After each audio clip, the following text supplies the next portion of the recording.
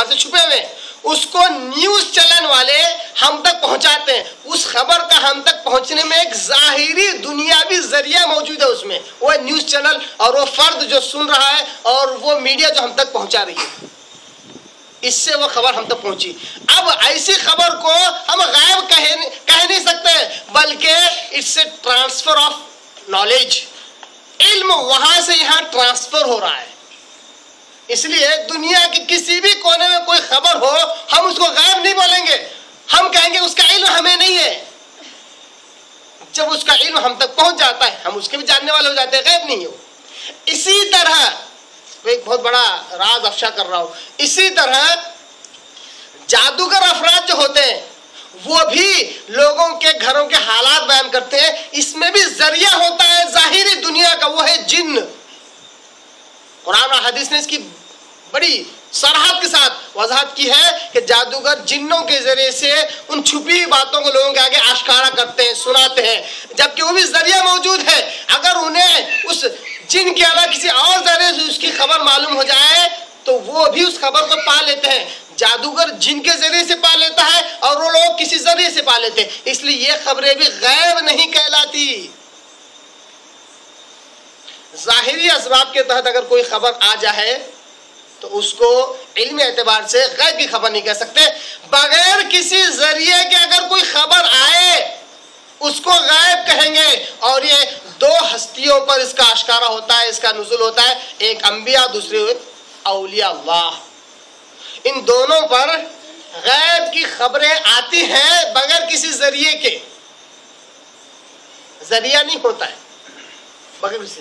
اگر اللہ تبارک تعالیٰ کی طرف سے غیب کا علم کسی نبی تک آئے تو اس کو وحی کہیں گے، اور کسی ولی تک آئے تو اس کو الہام کہیں گے. اہل السنہ والجماعہ ان دونوں کو مانتا ہے. وہ حق پرست گروہ جو قیامت تک باقی رہے گا اور جو ناجی فرقہ ہوگا کل قیامت میں نجات پانے والا ہے، وہ ان دونوں چیزوں کو مانتا ہے کہ نبی پر اگر غیب کے علم کا نزول ہو تو وہ وحی ہے، کسی ولی پر اگر غیب کے علم کا نزول ہو تو اس کو الہام کہتے ہیں. دونوں میں کیا فرق ہے میں نے اس سے پہلے بہت سارے دروس میں بیان کیا ہوا ہے کہ نبی کو غیب کے ذریعے غیب کا علم جو آتا ہے فرشتے کے ذریعے سے باقاعدہ 8 سے 9 قسم کے ذریعے سے وہی آتی ہے. فرشتہ آتا ہے، خواب میں دکھائی دیتا ہے، یا الہام ہوتا ہے، نبی کو بھی معلوم ہو جاتا ہے، دل میں بات القاء کی جاتی ہے وغیرہ وغیرہ. ولی کے ساتھ جو غیب کا علم ہوتا ہے وہ صرف القاء کیا جاتا ہے، الہام کیا جاتا ہے. اس کے پاس آگے کوئی فرشتہ بات نہیں کرتا ہے، یہ فرشتہ صرف نبی سے بات کرتا ہے. اس لیے ایک عام اصول بھی بیان کیا جاتا ہے کہ ایک نبی کی زندگی تب شروع ہوتی ہے جب وہ فرشتہ دیکھ لے، اور ایک عام انسان کی زندگی تب ختم ہو جاتی ہے جب وہ فرشتے کو دیکھ لے. تو فرشتہ صرف انبیاء کے پاس آتے ہیں، کہ ولی کے پاس آ جائے تو سمجھ لو اس کی زندگی آخری دن ہے.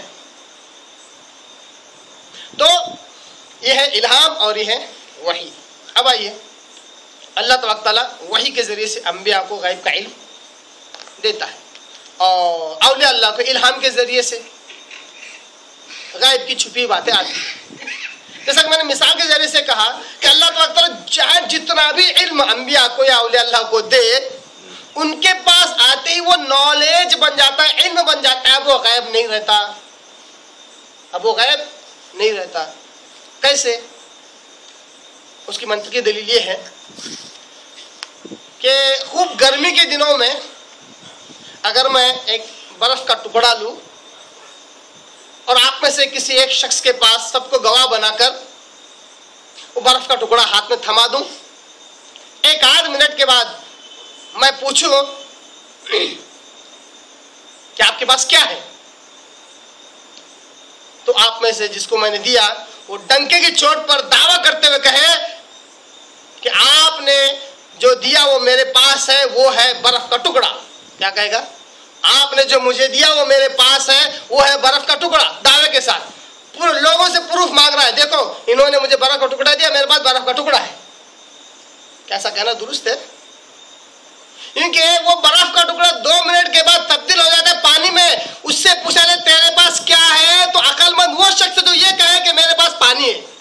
اگر وہ کہے میرے پاس ابھی برف کا ٹکڑا ہے تو اس سے بڑھ کر اور کوئی کیونکہ جو برف تھا اب وہ پانی میں تبدیل ہو گیا.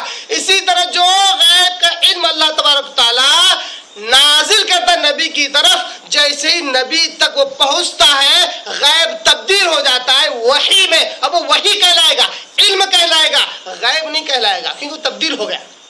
نبی اگر غیب جانے، اس کا مطلب وہ جو راز تھا، راز پر سے پردے کا افشا ہو گیا. جو وہ نہ جانتے تھے وہ جان لیے. اب جان لینا علم ہے نا. جو شخص نہیں جانتا اس کے لیے چھپی ہوئی چیز ہے. جیسے جان لے، اور جان لینے کا نام ہی علم ہے. اس نے نبی نے جان لیا، نبی کو علم ہو گیا، اب وہ غیب نہیں رہا. تو گویا کہ اس طرح اللہ تعالیٰ اپنے غیب کے خزانوں میں سے جو علم اللہ تبارک تعالیٰ دیتا ہے نبی تک، ولی تک، یا جس مخلوق اللہ تبارک تعالیٰ دیتا ہے، وہ اس تک آتے ہی جیسے ہی اس غیب پر سے جو راز تھا اس کا افشا ہو جاتا ہے، اس کا اشکارا ہو جاتا ہے، تو ان کے لیے علم بن جاتا ہے، غیب نہیں. اس تک علم بن جاتا ہے، غیب نہیں. جیسا کہ ایک اور مثال میں آپ کے آگے دیتا ہوں. کیا ہے، آج کل ہم دیکھ رہے ہیں کہ میڈیا کے بارے میں بڑا ایشوز کھڑا ہوتا ہے کہ میڈیا ہمیشہ جھوٹ بولتی ہے، یا جتنی باتیں ہوتی ہیں اس میں بہت ساری باتیں چھپاتے ہیں، ہے نا. اب فرض کیجئے میڈیا کے پاس 10 باتیں ہیں. اب وہ کیا کر رہا ہے، میڈیا، نیوز پیپر، چاہے پرنٹ میڈیا ہو چاہے وہ الیکٹرانک میڈیا ہو، 10 میں سے 3 باتیں عوام تک پہنچا رہی ہے. اب جو 7 باتیں اس کے پاس ہیں، کیا ہم یہ کہیں گے کہ وہ 7 باتوں کے غیب کا جاننے والا ہے؟ کہیں گے ہم؟ کیوں نہیں کہیں گے؟ ہم یہ کہیں گے 10 باتوں کا علم تھا اس کے پاس، اس میں سے 7 باتیں چھپایا، 3 باتیں ہم تک دیا. جیسا کہ ایک استاد کے تعلق سے ایک شاگرد بھی کہہ سکتا ہے، استاد آپ پاس نالج زیادہ ہے، آپ نے کم مجھے دیا، باقی کا چھپایا. کیا کہیں گے؟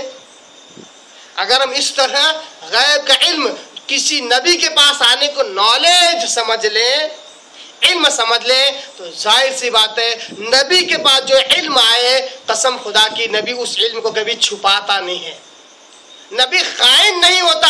جس طرح استاد اپنے شاگرد کو سکھانے میں خائن نہیں ہوتا، اسی طرح اس امت کا سب سے بڑا استاد حضرت محمد مصطفیٰ صلی اللہ علیہ وسلم ہے. ان کے بعد جو علم اللہ کی طرف سے آیا، آپ صلی اللہ علیہ وسلم نے اس کو پورا کا پورا پہنچا دیا.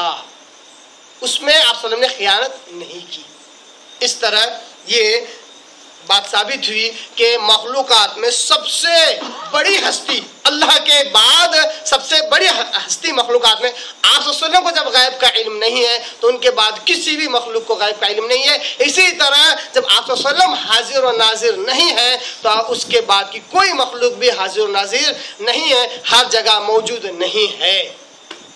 اللہ سے دعا کرتا ہوں اللہ تعالی ہمیں قرآن کو صحیح سمجھنے، اس پر عمل کرنے کی توفیق عطا فرمائے. وآخر دعوانا ان الحمد للہ رب العالمین.